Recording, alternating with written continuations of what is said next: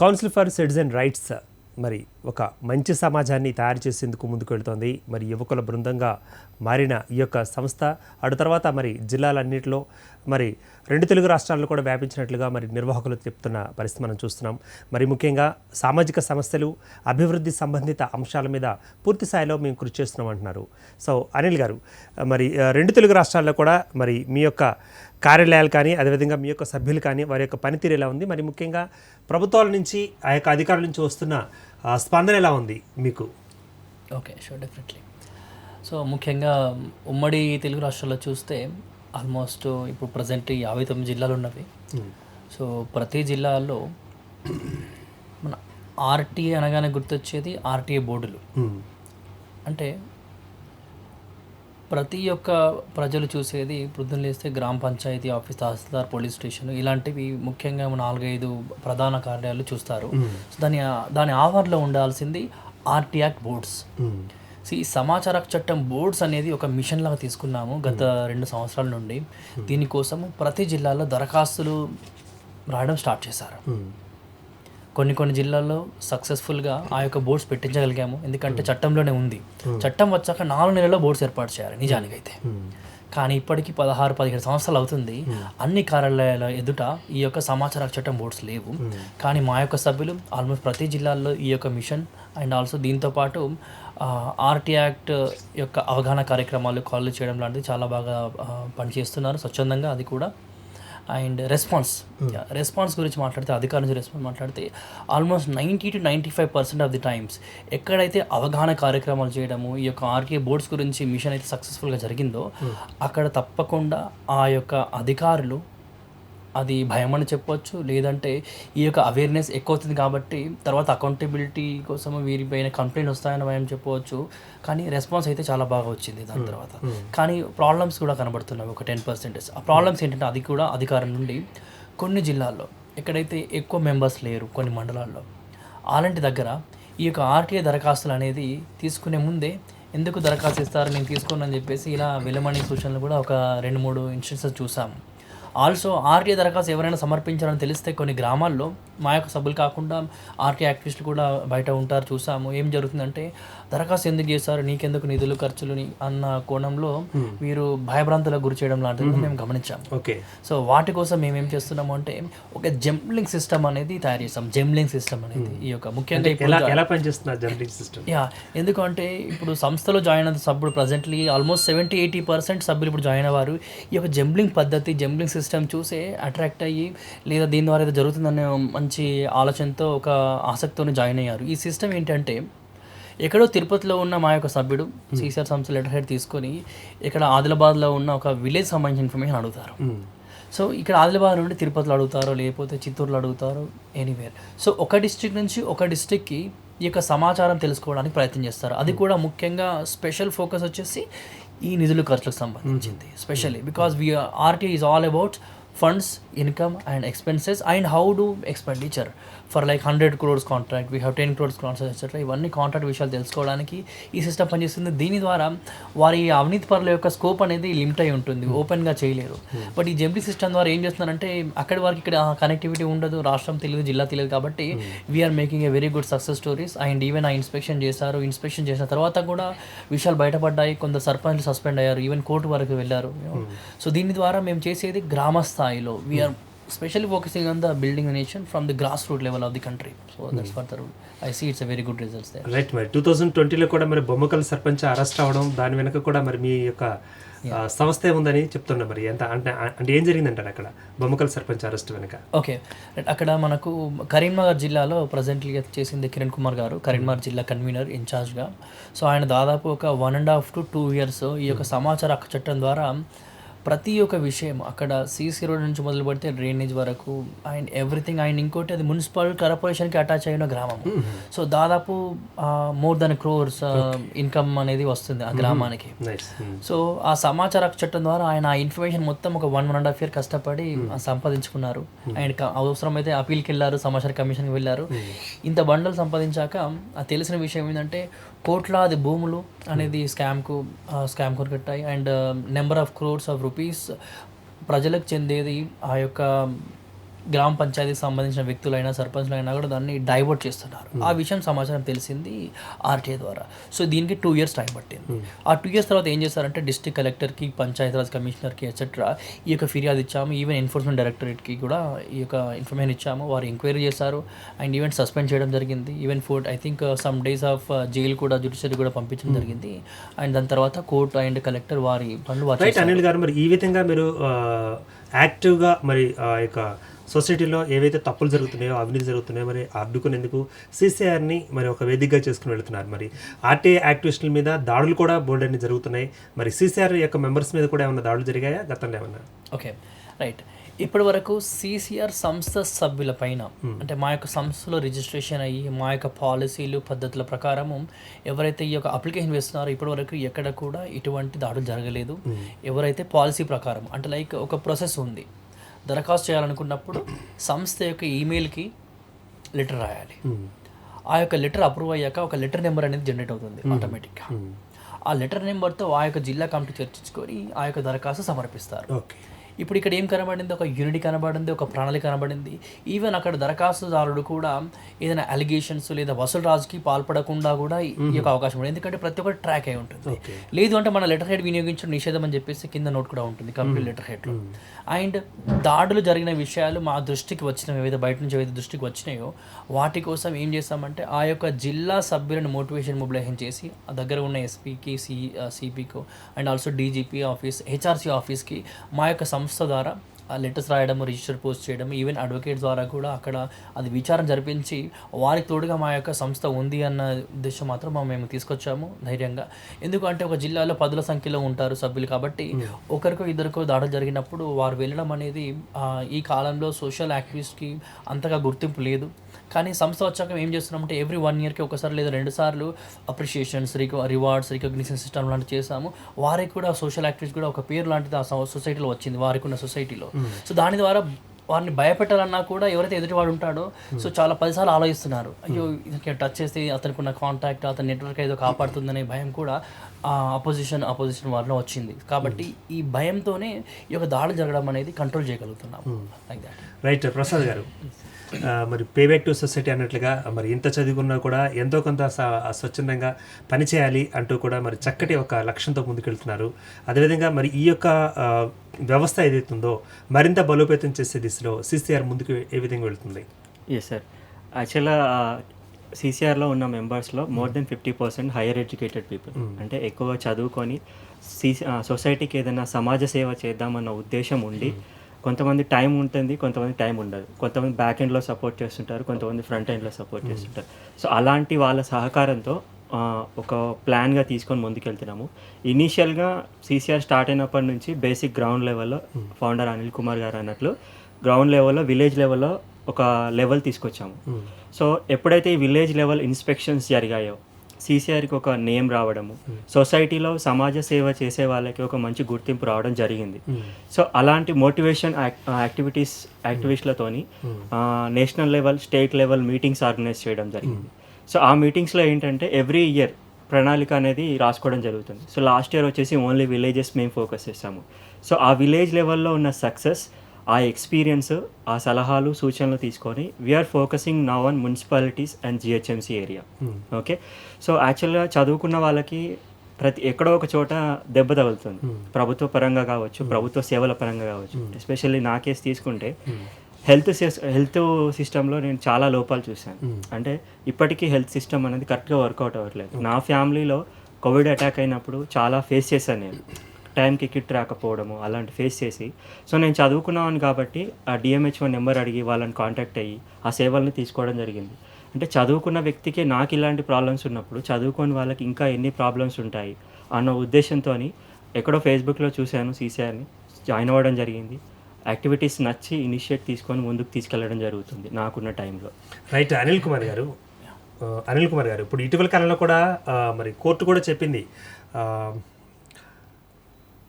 April 28 కల్లా corona సీజన్లో ఎవరైతే మరణించారో వారందరికీ కూడా నష్టపరిహారం చెల్లించడాన్ని ప్రభుత్వానికి ఆ యొక్క కోర్టు కూడా ఆదేశాలు జారీ చేసింది. మరి ఇప్పటివరకు తెలంగాణ ప్రభుత్వం మరి ఏం చలనం లేనట్లుగా ఉంది. మరి ఇక్కడ హ్యూమన్ రైట్స్ కూడా, అంటే వీరికి ఉండే రైట్స్ కూడా మరి ఇక్కడ వైలేట్ అవుతున్నాయి కదా, దాని మీద ఏమైనా ఫైట్ చేసే అవకాశం ఉందా ఈ సంస్థ? Yeah sure definitely. సో ఇలాంటి విషయాలు మా దృష్టికి వచ్చినా లేదా మా యొక్క సభ్యులైనా మేమైనా న్యూస్ పేపర్లో చదివినా కూడా so definitely we responded. So for example కాకినాడలో ఒక కేసు ఉంది కోవిడ్ సంబంధించింది. దాదాపు 50 నుంచి 100 ఫ్యామిలీస్కి కోవిడ్ ద్వారా వచ్చేటి 50,000 I think some benefit need to be taken care. So ఇక్కడ ఆల్రెడీ మేము ఇనిషియేట్ చేసాము లాస్ట్ 2 months కింద. అక్కడ ఆర్టీ యాక్ట్ ద్వారా ఆ యొక్క కాకినాడ డిస్ట్రిక్ట్ కలెక్టరేట్లో ఇన్స్పెక్షన్ చేస్తాము. That's a wonderful thing. Everybody అనేది వండర్ అవుతారు యాక్చువల్లీ కలెక్టరేట్లో ఎలా ఇన్స్పెక్ట్ చేస్తారు అనేది. So there is an act 2J1. సో అలా ఒక 12 మంది సభ్యులకి పర్మిషన్ దొరికింది. అక్కడ వెళ్ళాక కోవిడ్ నుంచి ఎవరికి వచ్చింది ఎవరికి రాలేదు ఆ యొక్క డాటా ప్రకారం తీసుకొని వెళ్తే ఆల్మోస్ట్ ఎవరైతే నిజానికి ఎఫెక్ట్ పడ్డారో వారికి ఆల్మోస్ట్ ఎటువంటిది రాలేదు అక్కడ చూస్తే. సో దాని ద్వారా ఆ ఇన్ఫర్మేషన్ తీసుకొని మేము హైయర్ అథారిటీస్కి కంప్లైంట్ చేయడం జరిగింది, కలెక్టరేట్కి అండ్ హెల్త్ కమిషన్కి ఎట్సెట్రా. సో డెఫినెట్లీ ఇక్కడ తెలంగాణలో అయినా ఏపీలో అయినా కూడా ఇలాంటి విషయాలు కోర్ట్ ఆర్డర్ వచ్చింది చేయలేదు, లేదా గవర్నమెంట్ ఆర్డర్ ఉంది కానీ జరగలేదు, ఇలాంటి ఏ విషయాలైనా కూడా లార్జర్ పబ్లిక్ ఇంట్రెస్ట్గా ఉంటే డెఫినెట్లీ మా యొక్క సంస్థ సభ్యులు దాన్ని ఆర్టీఐ ద్వారా ఫస్ట్ సమాచారం తీసుకోవడం జరుగుతుంది, రికార్డ్ చెక్ చేయడం జరుగుతుంది. తద్వారా దాని తర్వాత అవసరమైతే కోర్టు దృష్టి తీసుకెళ్లడము, అధికారుల దృష్టి తీసుకెళ్లడము, ఈవెన్ సమ్ టైమ్స్ న్యూఢిల్లీలో ఉన్న కేంద్ర ప్రభుత్వానికి సంబంధించిన కొన్ని శాఖలకు కూడా తీసుకెళ్లడం జరిగింది. We can take care of that. Definitely very interested for that topics. Right Anil గారు, ఇప్పుడు మరి ఈ చేసే మంచి పనికి ఒక చిన్న ప్రశంసగా మరి షాల్వాలు కానీ లేకపోతే ఇతర ఫిల్ స్టేషన్స్ కానీ మరి ఏమైనా పొంది ఉన్నారా? అంటే ఒక మంచి పనికి శభాష్ అని ఒక భుజం మీద తడితే మరింత ముందుకు వెళ్ళే ఉత్సాహం ఉంటుంది మీలాంటి యువకులకు. మరి ఎలా ఆ విషయం ఎలా స్పందిస్తున్నారు మీరు? Okay sure. అయితే ప్రజెంట్లీ ఐ థింక్ ఇనిషియల్లీ 2019 అనుకుంటాను, I think Ambedkar TV channel. So మొట్టమొదటి అవార్డు అది Ambedkar pay back to society award అనేది వచ్చింది. సో బై జాతీయ అంబేద్కర్ సేవా పురస్కారం, జాతీయ అంబేద్కర్ సేవా పురస్కారం అవార్డు అనేది 2019-20 మధ్యలో వచ్చింది. దాని తర్వాత ఈ యొక్క ఎస్టాబ్లిష్మెంట్ అయ్యాక and specially rewards and recognition మీద మేము ఫోకస్ చేయకుండా ఎవరైతే విలేజెస్ నుంచి స్టార్టింగ్ ఇనిషియలైజేషన్ అయ్యి నూతనంగా సభ్యులు వస్తున్నారో మా సంస్థ ద్వారానే వారికి ఒక గుర్తింపు ఇచ్చే విధంగా లైక్ రిటైర్డ్ సిఐసీలు, రిటైర్డ్ జడ్జెస్ లేదా సమ్ రిటైర్డ్ ఐఏఎస్ ఆఫీసర్ చేతుల మీదుగా మా యొక్క సంస్థని ఆ యొక్క సోషల్ యాక్టివిస్ట్కి మా యొక్క మెంబర్స్కి మేము ప్రశంస చేస్తూ ఉంటాము. లైక్ షాల్వా లాంటివి కొన్ని రివార్డ్స్ అండ్ రికగ్నిషన్ లాంటిది we do take care of that actually. Right అండి. ఫైనల్గా మరి అనిల్ కుమార్ గారు, మీ యొక్క యాత్రను మరింత విజయవంతంగా ముందుకు తీసుకువెళ్తూ మరి ప్రజలకు సంబంధించిన హక్కులు కానీ అదేవిధంగా మరి ఆ ప్రభుత్వ అధికారులు ఒకవేళ చేస్తున్నారు అనుకుంటున్న మరి అవినీతిని కానీ మరి పూర్తి స్థాయిలో నిర్మూలించేందుకు ఇంకేమైనా యాక్టివిటీస్ ఉన్నాయా? ఐ మీన్ ప్రణాళికలు ఎలా ఉన్నాయి మీవి? Okay sure definitely. దీనికోసము ప్రజెంట్లీ నెక్స్ట్ 1 year కోసం చూస్తే ఒకటి లంచం గొండితన నిర్మూలన వచ్చేసి. సో ఈ లంచం అనేసరికి ఆర్టీఐ అనేది ఆల్మోస్ట్ తెలిసి ఉండకపోవచ్చు, కానీ ఈ లంచగొండితనం అనేసరికి ప్రతి ఒక్క గడపకి తెలిసి ఉంటుంది. ఇంట్లో ఉన్న ప్రతి వ్యక్తికి ఏదైనా ప్రభుత్వ కార్యాలయంకి వెళ్తే చాలు, అది మ్యారేజ్ సర్టిఫికేట్ అవ్వచ్చు, క్యాస్ట్ సర్టిఫికేట్ అవ్వచ్చు, వాట్ ఎవర్ ఈస్ దేర్, ఒక ఏజెన్సీ ద్వారా వెళ్ళడమో లేదా అధికారులకు ఏదో లంచం ఇస్తే ఇవ్వడమో అనేది భావన అయితే ప్రజల్లో డెఫినెట్లీ ఉంది. దీనికోసం ఏం చేస్తున్నాము అంటే ఒకటి ఏసీబీ వారి బోర్డులు ప్రతి ప్రభుత్వ కార్యాలయం అవతల డిఎస్పీ నుంచి అక్కడ ఉన్న ఎస్ఐ వరకు ఏసీబీ డిపార్ట్మెంట్ వారి యొక్క బోర్డులు పెట్టాలని మేము దాదాపు గత 3 years అంతర్జాతీయ అవినీతి నిర్మూలన దినోత్సవం అనేది ప్రతి సంవత్సరం వస్తుంది అక్టోబర్లో. అండ్ ఆ రోజు ఈ ఏసీబీ బోర్డ్స్ పెట్టమని చెప్పేసి చాలా వరకు రిక్వెస్ట్ చేస్తాము, దరఖాస్తు పిటిషన్ ఇచ్చాము, ఈవెన్ ఏసీబీ డైరెక్టరేట్ని కూడా మేము కలిసి వచ్చాము. కొన్ని డిస్ట్రిక్ట్లో ఇంప్లిమెంటేషన్ అయింది, మరికొన్ని డిస్ట్రిక్ట్లో ఈ యొక్క ఏసీబీ బోర్డ్స్ అనేది ఇంకా పెట్టడం లేదు. సో ఒకటి ఈ యొక్క అంశం ఉంది నెక్స్ట్ స్టెప్ ఈ యొక్క లంచగొండితన నిర్మూలన కోసము. రెండవది ఎవరైతే లంచం తీసుకొని పట్టుబడుతున్నారో, నాకు తెలిసి ఈ మధ్య కాలంలో ప్రతి 1-2 రోజులకు 1-2 అధికారులు పట్టుబడుతూనే ఉన్నారు, టీవీకి వస్తూ ఉన్నది. సో దీనికోసం ఏమేమి చేస్తున్నామంటే ఎవరైతే లంచం తీసుకొని డైరెక్ట్గా నేరుగా పట్టుబడతారు ఏసీబీకి, అలాంటి వారికి మా యొక్క సంస్థ ద్వారా ఇది ఒక పిటిషన్ న్యూఢిల్లీ నుంచి వచ్చింది మనకు, మినిస్ట్రీ ఆఫ్ హోమ్ అఫేర్స్ నుంచి. సో ఇది ఏంటి అంటే అంతర్జాతీయ అవినీతి నిరోధక దినోత్సవం రోజు మేము ఆల్మోస్ట్ 59 డిస్ట్రిక్ట్ నుంచి 10,000 పిటిషన్స్ వేసాము government of Telangana and AP and to the government of India. ఏమని అంటే లంచం తీసుకొని పట్టుబడితే సస్పెన్షన్ వద్దు, పెనాల్టీలు వద్దు, జైలుకి వద్దు, నేరుగా మీరు వారిని టర్మినేట్ చేసి ఉద్యోగం నుంచి తొలగించి వారికి వచ్చే పెన్షన్ పూర్తి స్థాయిలో రాకుండా చూడడం అండ్ నెక్స్ట్ వారి యొక్క నెక్స్ట్ తరానికి కూడా జాబ్స్, ఉద్యోగాలు లాంటివి ఇవ్వడం కూడా జరుగుతుంది. వాలంటరీ రిటైర్మెంట్ అవుతాయి. మరి మీరు చెప్పిన వాటి ప్రకారం మరి ఒకవేళ చేస్తే పరిస్థితులు ఎలా మారబోతాయి అంటారు రానున్న కాలంలో? Yeah right. సో అలా చేయడం ద్వారా 10 రూపాయలు లంచం తీసుకోవాలన్నా కూడా ఒక అడుగు వెనకేస్తారు. 10 మందిలో ఇద్దరు వెనక అడుగు వేస్తారు. 8 మంది మిగులుతారు. ఆ 8 నుంచి ఇంకో ఇద్దరు మిగులుతారు. ఈ వెనకడుగు వేయాలి, ఆ లంచం తీసుకోవద్దు అనే ఆలోచన కలిగించడమే ఈ యొక్క ముఖ్య ఉద్దేశం. దీనివల్ల లంచం తీసుకోకుండా ఉంటారు, లేదా ఎటువంటి వేరే మార్గాల ద్వారా లంచం తీసుకోవాలనుకున్నా కూడా భయం అనేది మొదలవుతుంది. ప్రజలకు కావలసిన పరిపాలన అండ్ వారికి కావలసిన ఏదైతే సేవలు ఉన్నాయో స్వచ్ఛందంగా అండ్ ప్రభుత్వ అధికారులు ఇవ్వగలుగుతారనే భావన మాత్రం మాకుంది. ఇది ఇంప్లిమెంట్ అవుతాయి. ఇది గవర్నమెంట్ ఆఫ్ ఇండియా చేతిలో ఉంటుంది ఈ చట్టము. సో వారి నుంచి రెస్పాన్స్ వచ్చింది. గవర్నమెంట్ ఆఫ్ స్టేట్స్ నుంచి కూడా ఆ సెక్రటరీకి ఆర్డర్ పాస్ అయింది. ఈవెన్ ఏసీబీ డిపార్ట్మెంట్ కూడా ఈ విషయం వెళ్ళింది, ఎలా ప్రణాళిక తీసుకోవాలని చెప్పేసి రీసెంట్లీ. సో దీని మీద కూడా మళ్ళీ మేము ఫాలోఅప్ చేస్తాము. ఈ యాక్ట్ చట్టం అనేది పార్లమెంట్లోనే పాస్ అవ్వాలి ఇది చేయాలనుకుంటే, కాబట్టి దీన్ని మేము ఫాలోఅప్ చేసి తప్పకుండా అవసరమైతే కోర్టుకి వెళ్ళడము, లేదా సర్వే అండ్ సేకరణ సంతకాలు తీసుకోవడం లాంటిది ఫిజికల్గా కూడా తీసుకోగలుగుతాము. అలాంటి ప్రెసిడెంట్ ఆఫ్ ఇండియా దృష్టికి తీసుకెళ్ళడం కూడా నెక్స్ట్ స్టెప్గా మేము భావిస్తున్నాము. ఇది అయితే జరగవలసింది. అన్వేష్ గారు, మరి మీరు యూత్కి ఇచ్చే మెసేజ్ ఏంటంటారు? ఒక అంటే member of or suppose the vice president of CCR being youth ఏంటంటే ఇప్పుడు ప్రతి ఒక్కరు చేతిలో మొబైల్ అయితే కంపల్సరీ ఉంటుంది. చాలా బిజీగా ఉంటారు, మ్యాక్సిమం పీపుల్ ఏంటంటే మొబైల్తో బిజీగా ఉంటారు. అయితే ఈ చట్టం అనేది మనము ఫిజికల్గా వెళ్ళి లెటర్ రాసి పోస్ట్ ఆఫీస్కి వెళ్ళి ఇలా వినియోగించుకోలేని సభ్యులు కూడా ఉంటారు. ఎస్. సో అలాంటి వారికి ఈజీగా సింపుల్గా ఆన్లైన్ ఆర్టీఐ అని ఉంటుంది సెంట్రల్ గవర్నమెంట్. ఓకే. సో మనం దాంట్లోకి వెళ్తే నెంబర్ ఆఫ్ డిపార్ట్మెంట్స్ ఉంటాయి. మనకు కావాల్సిన సమాచారాన్ని అసలు మనం ఒక్కసారి అది వెబ్సైట్లో లాగిన్ అయితే నెంబర్ ఆఫ్ ఇన్ఫర్మేషన్ తీసుకోవచ్చు.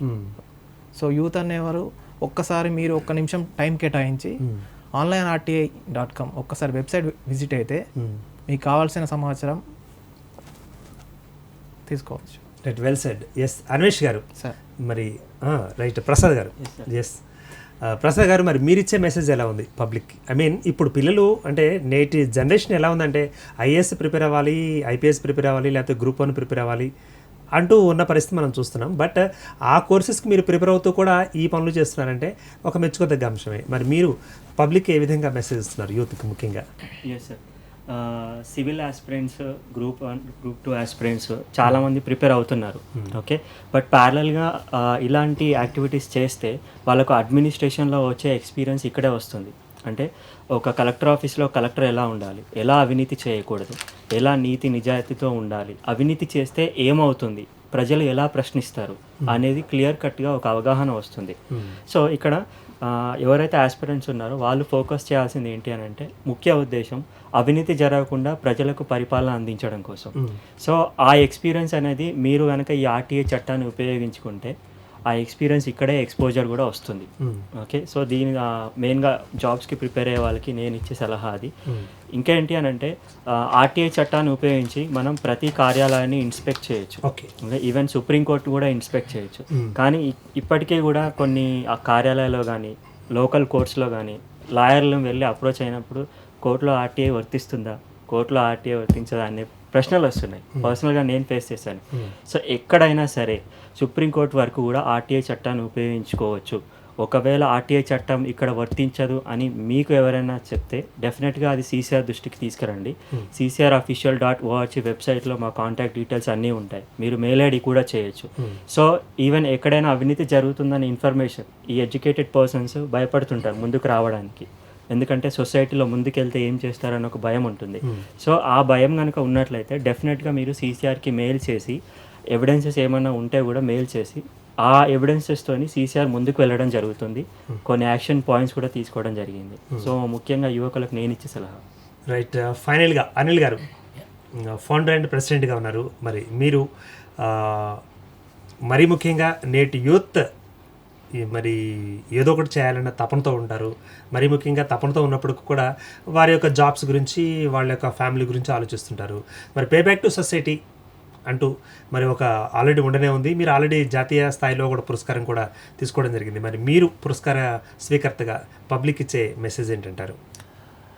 ముఖ్యంగా ప్రతి గ్రామం లేదా ప్రతి మున్సిపాలిటీ పరిధిలో కనీసం ఒక 10 మంది గ్రామస్తులు, ఆ గ్రామస్తుల్లో ముఖ్యంగా యువకులు, చదువుకున్న వారు కలిసి ఒకటిగా ఏర్పడి మన గ్రామంలో జరుగుతున్న విషయాలను ఎప్పుడో ఒక సాయంత్రమో లేదా 2-3 రోజులకు ఒకసారో సాయంత్రం వెళ్ళి ఆ విషయాలు లైక్ ఎక్కడైతే మనకు ఆ అభివృద్ధి అనేది కుంటుపడుతున్నట్టు కనబడిందో, ఆ నిధుల నుండి డైవర్ట్ అయ్యాయో మనకు డౌట్ వచ్చినప్పుడు వాటి యొక్క వివరాలు లేదా ఫోటోలు సేకరించి తప్పకుండా మా యొక్క సీసీఆర్ సంస్థ యొక్క అఫీషియల్ వెబ్సైట్లో మీరు మా యొక్క డీటెయిల్స్ చూడొచ్చు. సీసీఆర్ సంస్థ దృష్టికి తీసుకురావచ్చు.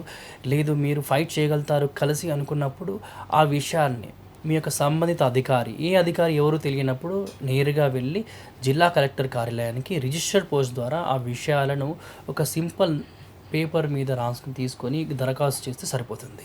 సో దీనివల్ల 100% మన ఊర్లో ఒకవేళ అభివృద్ధి జరిగింది, అభివృద్ధి జరగట్లేదు అనుకుంటే దేశంలో కూడా జరగదు.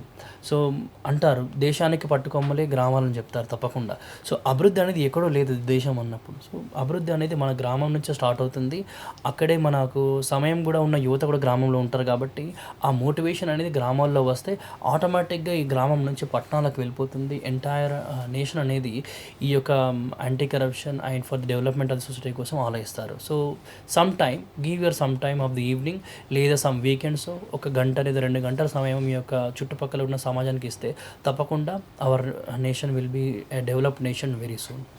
రైట్ అండి. Anil Kumar garu, thanks for coming and thanks for the advice to the viewers of master key TV. And Prasad garu, మరి మీకు కూడా ధన్యవాదాలు. అన్వేష్ గారు, మరియు both of three thank you very much for the advice to the viewers of master key TV. Thank you. Right. మరి council for citizen rights మారుమూల ప్రాంతాల వరకు సమాచార హక్కు చట్టంతో పాటుగా మరి మనుషులకు మానవ హక్కులు కానీ అదేవిధంగా పౌర హక్కులు కానీ ఏ విధంగా మరి భంగపడినప్పుడు ఏ విధంగా రక్షించుకోవాలి, అదేవిధంగా ప్రభుత్వాన్ని మరి అందులో ఉన్న చట్టాలని పూర్తి స్థాయిలో ఏ విధంగా అవగాహన తెచ్చుకొని వాటిని పూర్తి స్థాయిలో ఉపయోగించుకోవాలో, సో మేము సైతం అంటూ కూడా మరి వారు పే బ్యాక్ టు సొసైటీ మోడల్లో మరి ముందుకొచ్చి కౌన్సిల్ ఫర్ సిటిజన్ రైట్స్ అంటూ ఒక వేదికను ఒక ఆర్గనైజేషన్గా ఏర్పాటు చేసుకుని ముందుకు వెళ్తున్నారు. వారికి ఆల్ ది బెస్ట్ చెప్దాం. ఇది ఇవాల్టి స్పెషల్ ఎపిసోడ్. మరి ఎపిసోడ్లో మళ్ళీ కలుద్దాం. అంటే దాన్ని keep watching master TV. If you like this video, please like it, share it, and for more videos, please subscribe to our channel.